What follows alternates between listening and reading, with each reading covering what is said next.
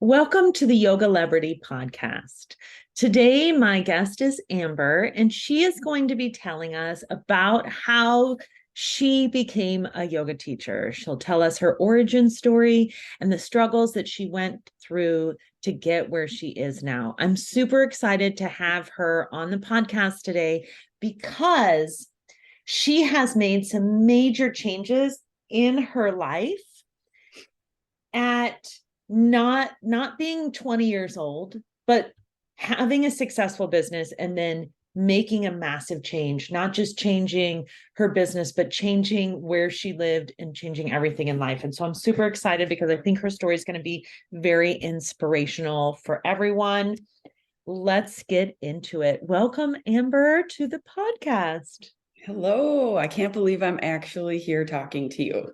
Well, what's weird is that you found me through my podcast and then took my teacher training, and now here you are, a guest on the podcast. I know, and yeah, it's crazy like how life happens. I remember it was only 2.5 months ago I came across your podcast and I was like, I love this woman. Like, I want to be on her podcast. I want to be her friend. Like the people you were interviewing, I was getting so much out of it. And it's crazy. I never would have thought like I'd be here talking to you now. So Here you it's kind are of like a, dream come true. in this virtual cafe. If you're listening to the podcast, you can't see our virtual cafe, but if you check it out on YouTube, you can see us in the virtual cafe. It's just very funny. So tell us about your old business that you sold before you moved away and before you decided to become a yoga teacher. Yeah, so I was running an organic juice bar, and we every morning, my husband and I, we ran the juice shop. We would get up and we would make fresh organic juice for the community. And in addition to juicing, we also were very popular and well known for our authentic handmade acai bowls. I love acai bowls. I thought about opening an acai bowl shop, but I couldn't find a good location. Yeah, I mean, they're one of my favorite foods. Yeah, me too. I love them. I love them. What's your favorite? I mean, now that you don't own the juice bar, you can share what's your favorite acai bowl recipe? So I like to make my acai from frozen. Make sure you have a frozen acai, a frozen banana, a scoop of peanut butter, some almond milk, blend it up, and put whatever toppings you want on it. What are some good toppings? So I love granola, just a little bit though, not too much. And um and bananas, I like to put honey and almond butter on the top. Okay, okay, okay. I'm into Does that. it I sound good? like a little drizzle. I'm coming to your Yeah. house. I'm coming to your house and having some. So you were running the juice bar and did you like it right away? How long did you do that? Was there like a time where you were like, oh, I don't really like this anymore? And how did that happen? Yeah, so we were into it 2 years and COVID happened. So literally our 2-year anniversary, COVID hit and they shut the restaurants down. So that was, we were just starting to take a turn, from, year one and then going into year two. COVID happened and that just totally set us back for about a year. And then we came off strong once everything opened back up the following year and things were going really, really well. But our lease was coming up. I was also struggling to get out of the juice bar. I felt, I was in it just so much. And so I didn't have like a lot of creativity. I felt like I was, kind of chained to this, juice bar. And so started to think about, what is it that I want to do next? And I'd always had like in the back of my mind, like I loved yoga and so that voice like was getting louder and louder, like you need to teach yoga. You need to take yoga teacher training. So you had this like successful business, right? And Mhm. you were running it. Did you sell the business or did you just close the doors? No, we ended up selling it. So our lease was coming up and it just made sense. It was kind of a point in time in our lives where, kids are out of the house and I was ready to make a big change. I love to make like big moves. every 7 years or so. And so it just kind of was all coming to a head at once. Okay. Okay. What did you like most about running your own business at the juice bar, and what did you like least? I loved the community and just seeing the same people coming in every day, healthy people.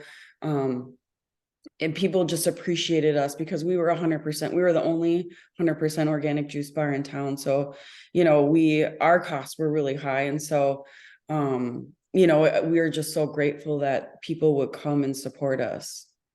So that was, and then also I loved my team of employees. I had a really, really great group of girls that I worked with, and they were just awesome. I learned so much from them. That was fun.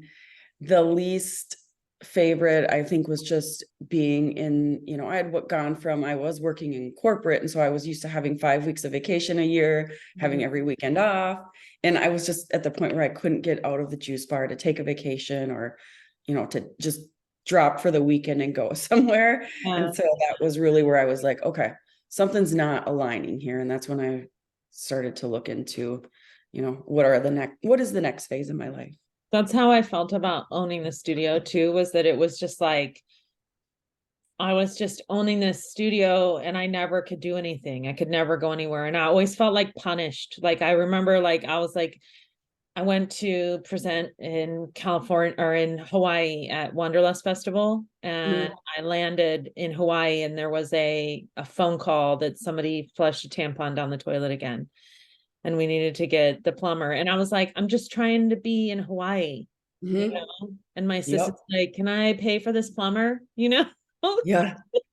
Ironically, that same thing happened to us. Like we did try to take a trip once, got a call. Oops, bathroom's backed up. Yep.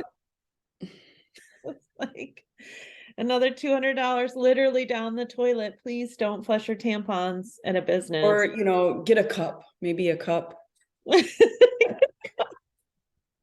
Honestly, the Diva Cup changed my life. Like, Same. maybe not that brand. Like, I like the Flex brand better because it has a pull tab, and the Diva Cup, you got to really get up there and get it out.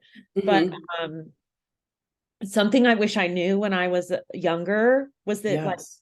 that they had those because first of all, tampons have like all kinds of toxic stuff inside of them, even if they're organic, whatever. You're putting cotton inside of your body. Hmm. Like, so those filaments and those fibers are going to get in there. And of course, it's causing cramps.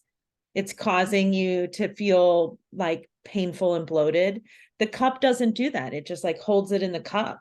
And Hmm. it's like, there's nothing offing into your body. And then Right. the pads, I don't like those because then you're like kind of just sitting around in it all the Yeah. time. No, Exactly. it's just so gross. And then but the cup, the cool thing about it is that you deal with it twice a day and that's it. That's Yeah. it. You do it in the morning and you do it at night and you're done with that. It's almost like you're not even having a period. Right. And you save so much money. I mean, so So much much money. money. It's $40 once. You Right. know? Yeah. Yeah, you just rinse it out in the sink and go for it again. Like it's just like, oh my gosh. Well, I'm done with all that. I don't have that anymore. Thank God. I'm Okay. through the menopause, which also wasn't difficult. Like Oh. they told us that that was going to be so hard and then you'd have all these hot flashes and blah blah blah. And um I mean, I felt like there were times that I wasn't as sharp as what I was when I was younger, like might have a little bit of brain fog. And I didn't have hot flashes, but my body temperature increased. So Okay. like not actually, but it felt like I ran a Yeah. little bit warmer than what I used to. So like I didn't have to have the heat on as high and stuff like that. Mhm. But but I didn't have like hot flashes. But I think that honestly is because I eat primarily vegan. Mhm. Definitely. I think it makes a difference for sure what you're eating as you're going through it. I've read that. Yeah. And acai bowls. And also I hiked every morning. Every morning I hiked 45 minutes. So Okay. How old were you when you went through it? I am 48 now, Hmm. and that was last year. Okay. Was I it was like a whole surprised. year long thing? It was about like a couple year thing, like a couple Okay. years. Yeah. It took me a couple years. Like it started with like spotty periods where I would like get my period and then I wouldn't for like 6 weeks. And then I would 2 weeks in after having one, you know. Um, Sure. and it was really irregular, which I'd never been like that. So that was the one thing that was different. That's how I knew that something was happening. But it's really wonderful. I never wanted to have children, and I always was like, I don't understand why I'm having a period. I don't want to have one. So Yeah. I'm so glad it's over. Is it nice then not having it? Like, It's or do fabulous. you feel different? Do Wonderful. you? It's wonderful. It's Okay. wonderful. You're not constantly ruining underwear, which also with the cup, you don't like it doesn't leak. It never leaks. Hmm. Unless you put it in wrong, which in the Hmm. beginning, there's a little bit of a learning curve, right? Yeah. That's how it is with everything in life. There's always a little bit of a learning curve. When you figure out how to get that suction in there, it doesn't leak. Right, exactly. I will say I wanted to give up using it several times, but I stuck with it. And yeah, like with anything, eventually finally it just clicks and you're like, oh, okay. Just click. So we went into that whole conversation, which has nothing to do with a juice bar. So you're like, but an important conversation nonetheless. Someone needed to hear that, I'm sure. Exactly. I feel. So, um, so I think people really do not understand the impact of closing small businesses and how just like how tragic that was for Mhm. so many people. And how like in a small business, you're really just getting by a lot of the time.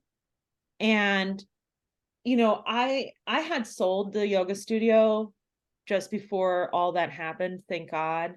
And luckily the people who bought it were able to get a lot of resources to keep it open.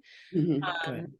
but I don't know if I would have had the know-how that they have, Mhm. like one of the people is an attorney, so she was like really well versed in that kind of stuff. But I just think, like they here in Nevada, they had these businesses closed for like 5 months. That would have used all of my savings. Yeah. And you're like you build your whole life to create this business and then have it closed down, but Burger King can be open. Mhm. Your acai bowl place has to be closed, but they can go to Carl's Jr. Like it doesn't make any sense to me at all, you Yeah, know. that whole it none of it made sense, like Right? where you could and couldn't go. It's like being healthy is more important than, you know, I'd Mhm. rather have an acai bowl than, an impossible burger any day. Right, it's real food. It's real food. It's It's real real food. food, What it's a concept. micronutrients, it's plants. Um, so you did you get certified to teach yoga while you still owned the juice bar, or did you sell the juice bar and then do your yoga certification? It was kind of like right at the tail end. I actually started it probably about maybe 8 months before I sold it. And at that point, when I had started it, I didn't know that I was going to be selling the business. I was just looking for something else. The type of person I love to keep learning and keep adding skills and knowledge to my tool belt. And so I just I had some extra energy to go at it. And so I started, yeah, it would have been right at before I sold. But then when I was listening to your podcast, that is really what prompted me to finish my 200. And then I started working with you on my 300. So yeah, so you took your 200 from somebody else. So tell us a little bit about your experience, because you did Yoga Renew, which is Mhm. a discount program, and they do Mhm. like really inexpensive yoga teacher trainings. One of the things that I found about those types of trainings was that they were really when I first started online yoga teacher training, I set it up kind of that way where it was like go at your own pace and do whatever, whenever. And I found that people really were not motivated to finish and that they didn't have like the support that they needed to actually get through the course. And so that's why I shifted to private on one-on-one training. But share a little bit about your experience. Like, why did you choose them and what was it like in their training? And, would you or would you not recommend that style of training? Yeah. One of the things that, maybe it was like, maybe COVID is what prompted this, but I always thought you had to do yoga teacher training in person. So Right. when I saw that you could actually do it online, I was like, wow, I can make this happen because my schedule is, kind of erratic, and it was like a self-paced, so I could work, on my own at it. Um, the one thing that, I felt myself doing is just like memorizing everything and then going to take the test to move on to the next Ah, lesson so I could get on to the final test and just take that and pass it. Um, I struggled with, I would have questions and I didn't know who to ask. There weren't any resources like, someone that I could just like call and have a conversation or, email.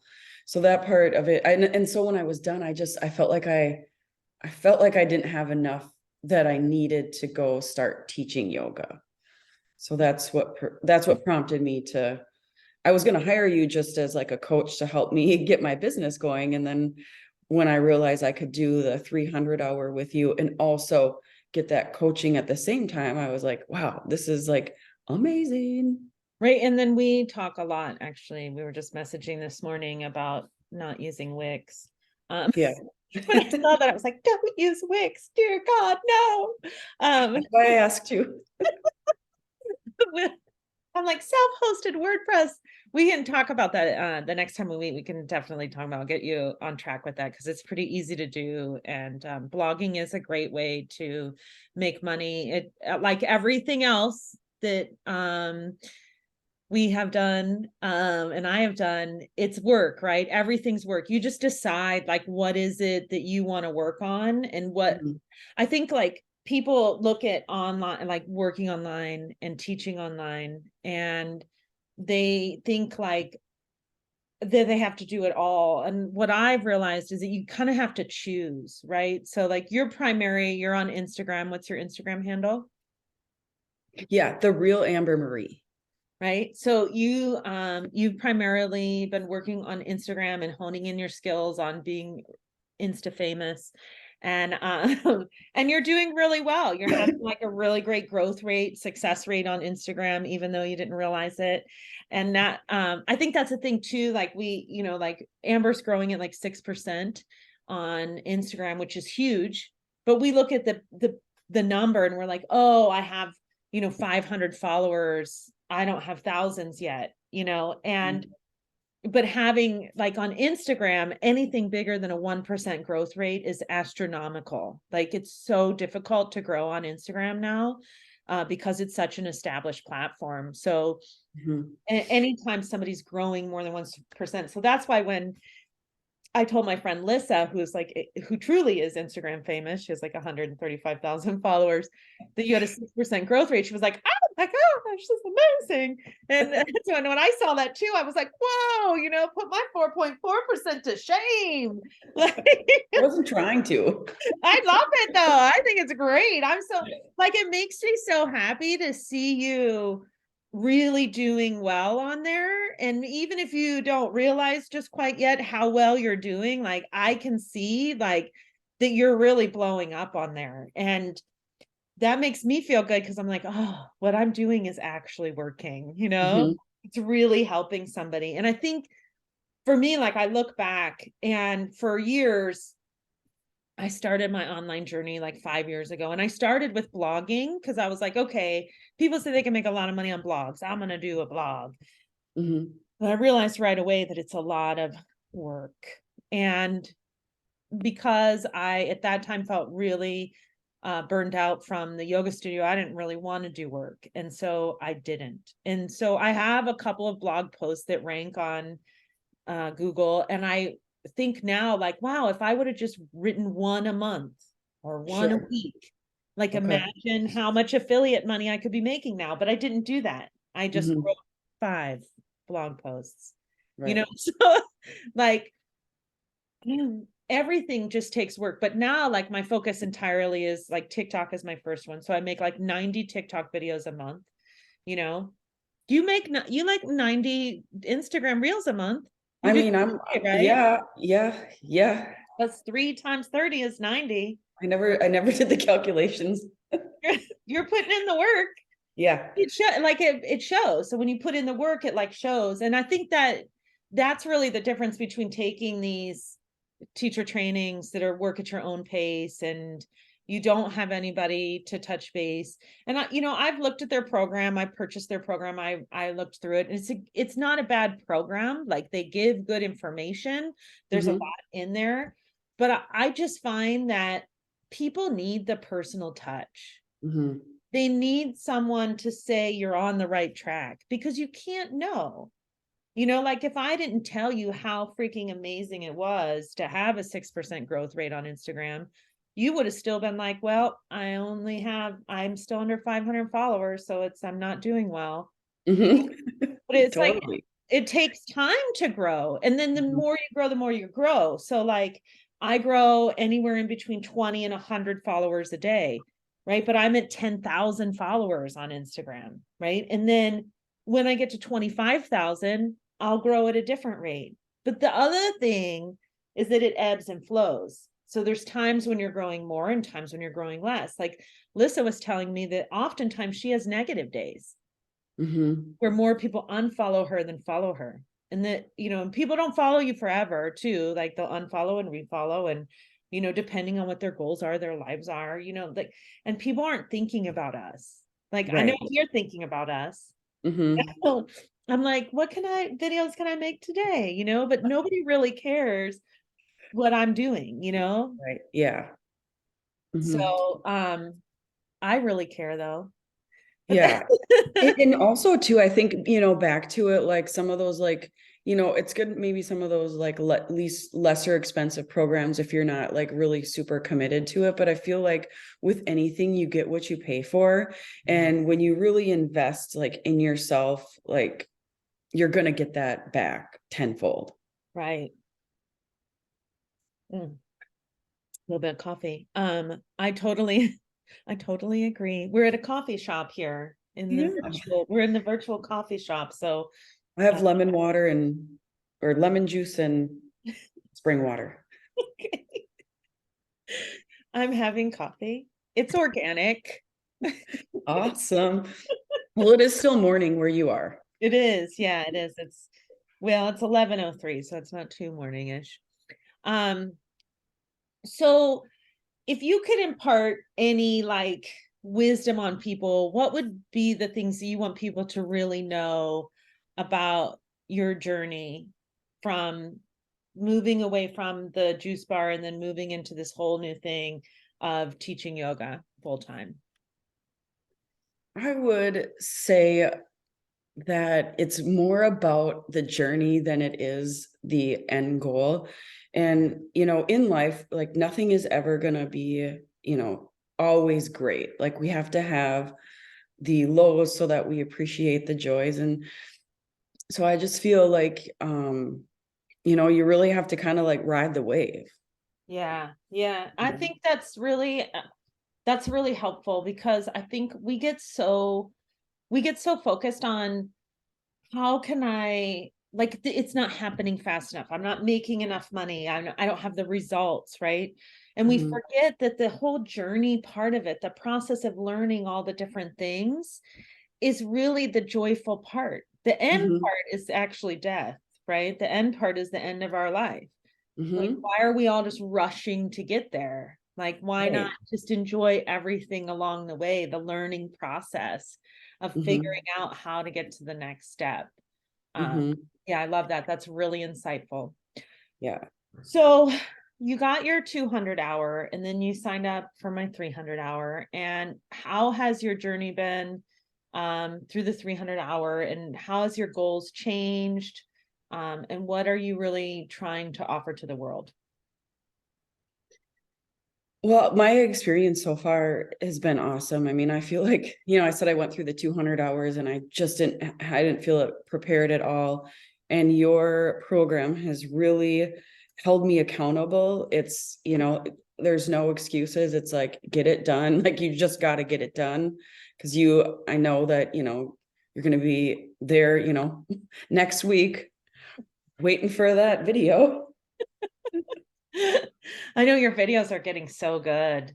Yeah, they're really great. They're really doing well. Yeah. So, and that's what's, I feel like I'm learning so much. I think since I've started doing the Instagram reels, and when you're going through yoga teacher training and then you're reteaching it right there, you're also like learning it yourself how to teach it, and it sticks with your muscle memory. So then when you go to do it next time, you're like, oh yeah, I remember when I demoed this pose for my Instagram reel, that muscle memory kicks in. And so that has been awesome. I'm so happy. As far as my goals, I've been able to hone in, and I know what my niche is. So, I'm getting there. Yeah. What is your niche? Who are you trying to help? So I want to help women that haven't ever done yoga in their life before, that are looking to get into yoga and, experience all aspects of it, from the physical all the way to the spiritual. And what are you currently offering now that people can get from you, that those people who want to experience yoga for the first time, what can they grab from you? You can download my free ebook. It's called Yoga for the Uninitiated, a beginner's guide to discovering your inner yogi. And where can they find that?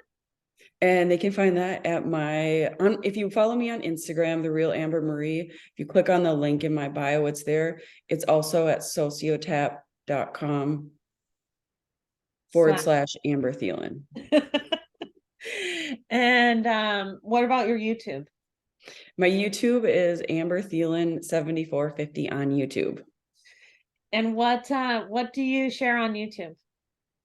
I am sharing my reels, also the beginner yoga. If someone is looking to get into yoga, they can look through the shorts where I'm demonstrating the postures and techniques. I am going through your training, so I'm putting out all of the education that I'm learning, making videos on that. And then I will continue to put out videos as my journey continues to evolve. Yeah, and Amber's long form videos are really good. She has really good editing, and her personality is really vibrant, and they're really fun. I think that you really shine on your long form videos, so definitely do check those out. Thank you. Is there any other words of wisdom that you would like to leave everyone with? Is there anything that you haven't shared that you'd really like the world to know?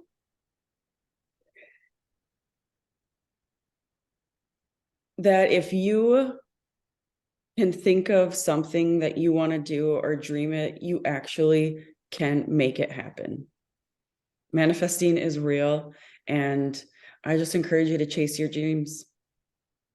You can dream it, you can do it. I love it. I love it. Okay. Well, thank you so much for being on the podcast. Thank you for having me.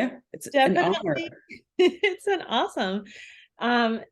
Definitely check out Amber on Instagram or on YouTube. I'll put the links below to connect with her. And I look forward to seeing you all in the next podcast. If you're watching this on YouTube, make sure to like, subscribe, and share. It helps the podcast to grow and reach more people. We do my theme this year is origin stories. So I'm going to be interviewing a lot of different yoga teachers about how they became yoga teachers, what it is that drew them to becoming a yoga teacher, their struggles, their triumphs. And so you'll definitely want to subscribe to the podcast if you want to hear more about how other people did what you want to do or what you're doing. And reach out to me if you would like to join any of my yoga teacher trainings. I am hosting a yoga teacher training in Costa Rica, so I have some spots available. That's still early bird tuition pricing. All you have to do to lock that price in is to put down your deposit.